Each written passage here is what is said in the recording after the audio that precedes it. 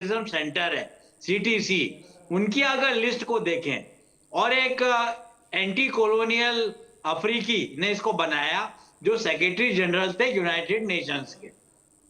तो अगर हम बात करें तो हूथीज, हिजबुल्ला और जो बाकी के ग्रुप हमास जो है वो एक तरीके से नहीं, ये विश्व के प्रोमिनेंट टेररिस्ट ऑर्गेनाइजेशंस हैं। और ईरान की विदेश नीति, बिल्कुल मैं बाकी लोगों को सपोर्ट करूंगा, ईरान की विदेश नीति पूरी तरीके से यही रही है कि वो नॉन स्टेट एक्टर्स का और आतंकवादी संगठनों का इस्तेमाल करती है। और सबसे बड़ी बात है, ये कहना बड़ी ही अतिशयोक्तिपूर्ण बात है कि अपने देश को प्रोटेक्ट कर रहे हैं, अपने देश के लिए युद्धरत हैं हिजबुल्लाह के लोग। जी बिल्कुल ऐसा नहीं है, क्योंकि वहां पर एक पूरी तरीके से एक लेजिटिमेट और एक लेजिट सरकार है जो वहां पर, जिसके हिजबुल्लाह, मैं ये बात मानता हूं, एक मेंबर है, पर प्रैक्टिकल रियलिटी में, रियल पॉलिटिक्स की गंध में क्या होता है ये तो हम कश्मीर में देख ही चुके हैं, और ये हम देख चुके हैं वेस्ट एशिया में, और लैटिन अमेरिका में भी ऐसा होता है। तो यूएस डेजिग्नेटेड नहीं, हिजबुल्ला, हुतीज, ये सब लोग जो हैं ये टेररिस्ट ऑर्गेनाइजेशंस हैं। और बल्कि मैं तो ये कहूंगा कि जो अमेरिका का जो डेजिग्नेशन दिया है, ट्रंप ने नहीं, वो दुश्मन नहीं है, अमेरिका ने जो डेजिग्नेशन दिया है ईरान को, वो है रोग स्टेट।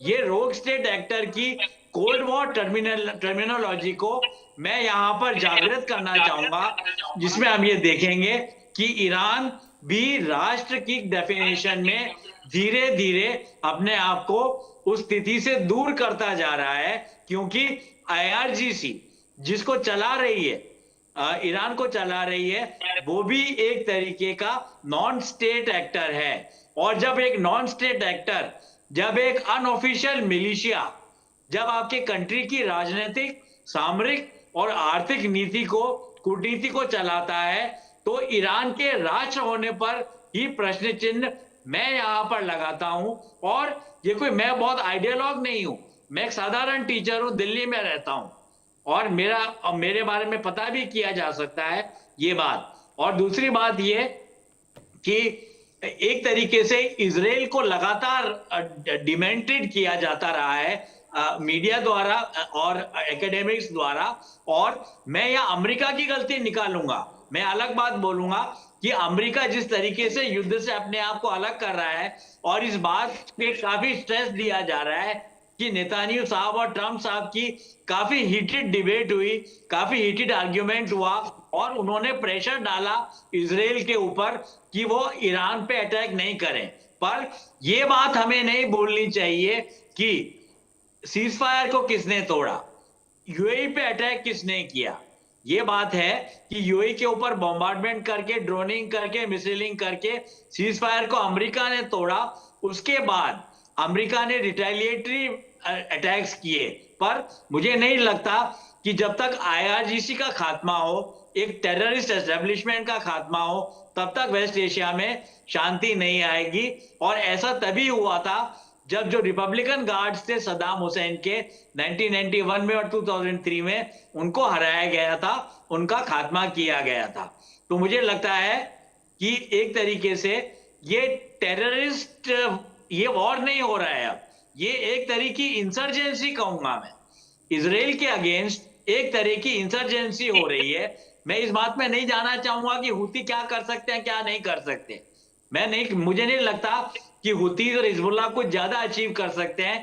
पर यह वॉर नहीं रह गया है, और यहां पर ट्रंप साहब की कहीं ना कहीं गलती है कि इंसर्जेंसी फिर से भड़क उठी है वेस्ट एशिया में, और अमेरिका को यहां पर कारगर, आक्रामक और डायरेक्ट कदम उठाने चाहिए, वरना जी वेस्ट एशिया इसी तरह की अग्नि में और दावानल में हर वक्त जलता रहेगा, मैं ये कहना चाहूंगा। ठीक है Manan sir, please stay with me. मैं चाहता हूँ बाकी सारे गेस्ट भी अपनी अपनी राय रख लें। जनरल साहब, मैं आपके पास आ रहा हूँ, मेरे पास सिर्फ 8 मिनट बचे हैं, मैं चाहता हूँ 2-2 मिनट सभी लोग अपनी बातें रखें। जनरल साहब, अब यहाँ से आपका क्या रीड है? आपको लगता है कि अमेरिका भी अब ज्वाइंट रिटेलिएशन वाला प्रोग्राम शुरू करने वाला है? क्योंकि उधर हूतीज़ भी मार रहे हैं और अभी खबर ये है कि अमेरिकन एयर फोर्सेज ने भी हूतीज़ और हिजबुल्लाह पर हमले किए हैं। एयर डिफेंस सिस्टम उनका भी वहाँ पर एक्टिव है, वहाँ पर भी काम और मामला वहाँ भी ऑन है, चल रहा है। लेकिन बड़ा मसला ये है, क्या इजराइल के साथ अमेरिका मिलकर अब ईरान में ज्वाइंट रिटेलिएशन शुरू करेगा या अभी भी पीस टॉक को इनिशिएट करेंगे ट्रंप?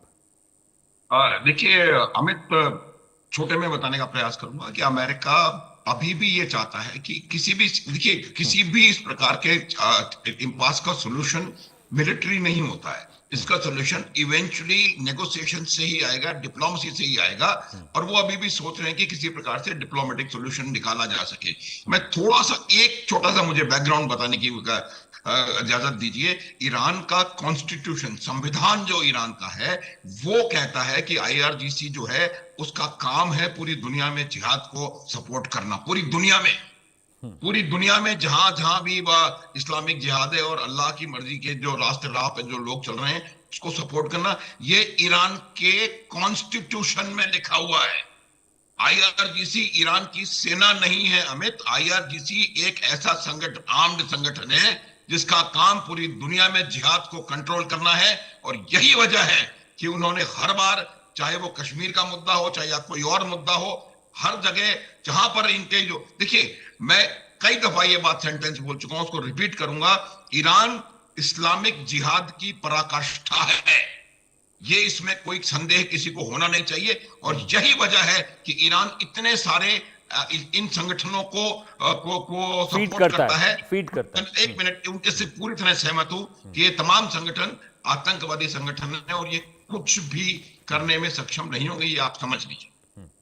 ठीक है गयूर साहब, आप मुस्कुरा क्यों रहे थे? ईरान के अगर कॉन्स्टिट्यूशन में लिखा है कि आईआरजीसी, देखिए सबसे पहली बात तो ये है कि जिहाद पे काम करने के लिए बना है, तो हमें यूरोप के दोहरे स्टैंडर्ड को, अमेरिका के दोहरे स्टैंडर्ड को समझना होगा और खुद सबसे पहले अपनी मेंटेलिटी चेंज करनी होगी कि साहब अमेरिका जो कर दे वो सही है, अमेरिका जो कहे वो सही है। अभी हमारे सीनियर जनरल साहब फरमा रहे थे कि अमेरिका आज भी चाहता है कि इस समस्या का समाधान वार्ता से हो, बातचीत से हो। साहब अगर समाधान वार्ता से ही होना था तो ईरान पर दो बार हमले किए किसने?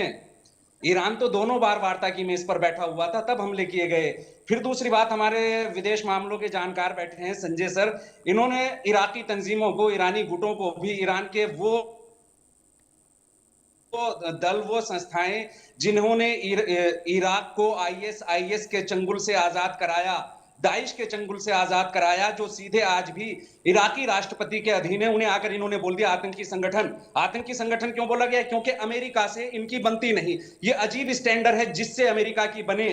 जो अमेरिका के गले लग जाएं या जो अमेरिका को गले लगा ले वो बेहतरीन है, फ्रीडम फाइटर है, स्वयंसेवी संस्थाएं हैं। लेकिन जो अमेरिका के अगेंस्ट हो, अमेरिका की मुखालिफत करे, उसके साम्राज्यवाद के खिलाफ जाए, वो आतंकी है।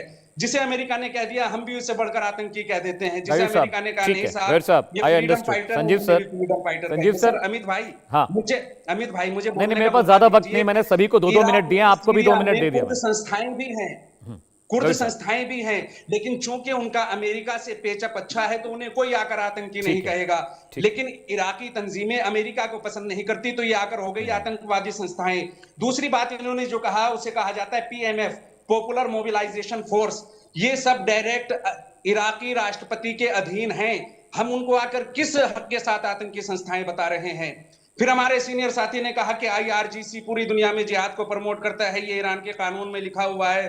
साहब कब तक वेस्ट का बताया हुआ, कब तक वेस्ट के आई गॉट योर पॉइंट। पहली बात तो ये कि संजीव सर वेस्ट का नैरेटिव यहाँ बताने के लिए नहीं बैठे हैं, ना तो जनरल साहब ही। संजीव सर ये देखिए कभी कभी क्या होता है, हाँ गयूर साहब आपकी बात पूरी हो गई, मैं अगले गेस्ट पे जा रहा हूँ। गयूर साहब अगले गेस्ट पे जा रहा हूँ, मुझे सबको मौका देना है। तो संजीव सर, पहला तो ये कि अगर जहर को अच्छी पैकिंग में पैक कर देंगे तो वो अमृत तो नहीं बन जाएगा ना? बिल्कुल वेरी वेल सेड। एंड देखिए ये बात बिल्कुल स्पष्ट है कि चाहे वो माथुर सर हो, बहुत इंसाइटफुली हमेशा से वो पूरे मानवता के हित की बात करते हैं, मैं भी उसी हित की बात करता हूं। और इसी तरीके के एक ऑनेस्ट जो नैरेटिव को रखने की, गढ़ने की आवश्यकता है। जो फॉल्स नैरेटिव्स हैं, ऐसे नैरेटिव जिसमें सभ्यताओं के बीच में टकराव को बढ़ावा देने की बात हो, जो कि एक दूसरे को समाप्त करना, हिंसा, आतंकवाद का सहारा लेना और उसको जस्टिफाई करने के लिए तरह तरीके के बहाने खोजना, ये तो चलता रहता है। कल मैं कहीं और बैठा हुआ था, वहां पर एक मौलाना साहब बैठे हुए थे, वो कहते हैं तो होता है, ये तो चलता है, हमले हो गए, 10 लोग मारे गए, 50 लोग मारे गए, तो क्या हो गया। और उसी तरीके से अभी ये कह रहे हैं कि अमेरिका के खिलाफ जो खड़ा हो गया वो आतंकवाद, जो अमेरिका के साथ है वो आतंकवादी नहीं है, जो अगेंस्ट में आतंकवादी है। बिल्कुल गलत बातें हैं। और देखिए, आतंकवाद उसी को कहते हैं जिसमें कि आप नफरत को, घृणा को, हिंसा को बढ़ावा देते हैं, एक दूसरे के ऊपर जो भी डिफरेंसेस हैं उसको हिंसा से रिजॉल्व करने की बातें करते हैं, सभ्यताओं को मिटाने की बातें सोचते हैं, किसी राष्ट्र के अस्तित्व को ही समाप्त करने की, किसी भी जो हजारों हजार साल पुरानी यहूदी सभ्यता है उसको आप मिटाने की ही बात अगर कहें, उस देश का नाम तक नहीं लें, उसको जायनिस्ट रिजीम कह के पुकारें और उसके होलोकॉस्ट को उतना अत्याचार का जो इतिहास रहा है, जो कि काले अध्याय में पूरे मानवता के दर्ज है, उसको आप डिनाई करते हैं कि ऐसा कुछ हुआ ही नहीं था जी। ये इतना बड़ा जो झूठ है वो भी आतंकवाद है। तो ये जब तक आप आतंकवाद को अपने गिरेबान में झांक करके देखेंगे नहीं और सारा ब्लेम अमेरिका के ऊपर मढ़ते हैं, जो हम लोग इस तरीके की बातें करते हैं उनको आप बिल्कुल डिनाई करते हैं, तो ऐसे में फिर ये समस्या का समाधान नहीं निकलेगा। अपने गिरेबान में इस्लामिक रिजीम को झांक करके देखने की आवश्यकता है और जो भी उसके जो सपोर्टर्स हैं उनको भी अपने बारे में पुनर्विचार करने की आवश्यकता है। मैं फिर से अंत में इस बात को अमित जी कहना चाहता हूँ, ईरान के इस्लामिक रिजीम के पास आज भी समय है और आज भी अगर वो अपने अप्रोचेस में बदलाव लाएं तो शांति संभव है। नहीं तो जैसा कि मनन ने कहा, मैं भी इस बात को कहता रहता हूँ कि यदि जो इसी तरीके से रास्ते पर ईरान की इस्लामिक रिजीम बढ़ती रही तो वो सिर्फ एक इंसर्जेंट्स, एक आतंकवादी संगठन बन करके ही छोटे मोटे गुफाओं इत्यादि में रह करके हमले करने के लिए रह पाएंगे। अमेरिका के पास बैक ऑफ के ऑप्शंस नहीं है, इजराइल के पास भी बैक ऑफ, इजराइल कहाँ जाएगा। अमेरिका आप चाहते हैं कि विड्रॉ करके हार मान के चला जाए, ये हो नहीं सकता है। आतंकवाद को आपको रोकना होगा, आपके जो नकारात्मक इंटेंशंस है, अन्य सभ्यताओं के प्रति जो नफरत है उसको त्यागना होगा, तब आप बात कर सकते हैं। और तब कोई यहाँ से गलती हो तो आप बताइए, तो फिर उसके बाद बात की जाएगी। सबसे पहले अपने आप को भी आप सुधारिए, इस बात की भी नितांत आवश्यकता है। Right sir. मनन सर, मैं आपके पास आ रहा हूँ। जैसा कि संजीव सर ने कहा कि अभी भी वक्त है ईरान के पास, IRGC के पास, कि वो, चलिए ठीक है, अमेरिका नहीं चाहता सीज फायर हो, चलिए नैरेटिव भी मैं बाय करता हूँ इनका कि अमेरिका नहीं चाहता शांति हो, लेकिन सर अमेरिका क्या चाहता है क्या नहीं चाहता उससे तो पूरी ईरानी आवाम खतरे में है, क्योंकि इसमें कोई दो राय नहीं है कि ईरान कितना भी लड़ेगा, लेकिन अमेरिका के बराबर तो नहीं लड़ सकता ना सर। वो कितने दिन लड़ेगा, 2 साल, 4 साल, 10 साल, 30 साल, 40 साल, लेकिन अमेरिका से पार तो नहीं पा सकता ईरान ना। इसमें कोई दो राय नहीं है। देश खत्म हो जाएगा, आवाम खत्म हो जाएगा। मैं तो ये कहूंगा, मैं अमेरिकी विषयों पे मेरी 10-15 पुस्तकें हैं, तो अगर अमेरिकन ग्रांड स्ट्रेटेजी को हम देखें तो हम ये वहां पर पाएंगे कि अमेरिका तो विड्रॉ कर रहा था, और जो राष्ट्र विड्रॉ कर रहा है ट्रंप के साथ, ट्रंप के आदेश में कि भाई हम लोग किसी ट्रीटी का पार्ट नहीं बनेंगे, और जो क्लाइमेट ट्रीटी हुई, आपकी जगपोआ हुई, जिसको लेकर सारा फसाद है, तो विड्रॉ करने वाला देश जब इतना शक्तिशाली है तो ये विड्रॉल की विदेश नीति, ये आइसोलेशन की विदेश नीति, ये ट्रंप को कहीं ना कहीं छोड़नी पड़ेगी, क्योंकि इससे जो सिक्योरिटी अम्ब्रेला प्रोवाइड करने की जो अमेरिका की आक्रामक और सामरिक पोटेंशियल है, उस पर प्रश्न चिन्ह लगता है। और मैं इतना ही बोलूंगा कि ये प्रश्न चिन्ह लगता है, और जिस तरीके से इजराइल को रेन इन करने का प्रयत्न करते हैं बार बार ट्रंप साहब, वो मुझे लगता है गलत है। इसमें यहाँ हम लोग धर्म युद्ध की बात नहीं कर रहे हैं, और सबसे बड़ी बात यह है कि इजराइल सबसे बड़ा विक्टिम कौन है विश्व का? वेस्ट एशिया का विक्टिम है इजराइल। और जिस तरीके से वो चारों तरफ से पूरी तरीके से टेररिस्ट ऑर्गेनाइजेशन से घिरा हुआ है, अगर उसको अमेरिका सपोर्ट नहीं करेगा तो ये वैश्विक मानवतावाद और वैश्विक शांति और संयुक्त राष्ट्र संघ के ऊपर एक बहुत बड़ा प्रश्न चिन्ह होकर ये सामने उभरेगा। तो ये एक्सिस ऑफ रेजिस्टेंस और कोएलिशन ऑफ विलिंग की लड़ाई नहीं है, ये सच्चाई और बुराई, गुड एंड इविल, वर्च्यू और वाइस के बीच की लड़ाई है। और मैं इसमें धर्म को नहीं जोड़ता हूं, क्योंकि जहां पर टेररिस्ट की डेफिनेशन क्या है, आप पॉलिटिकल वायलेंस का इस्तेमाल करते हैं, आप नॉन स्टेट फोर्स का इस्तेमाल करते हैं ताकि आपकी रिजीम चेंज हो, ताकि आपकी सरकार के अंदर और लोगों में, साधारण नागरिकों में भय और थ्रेट का माहौल फैले। ये काम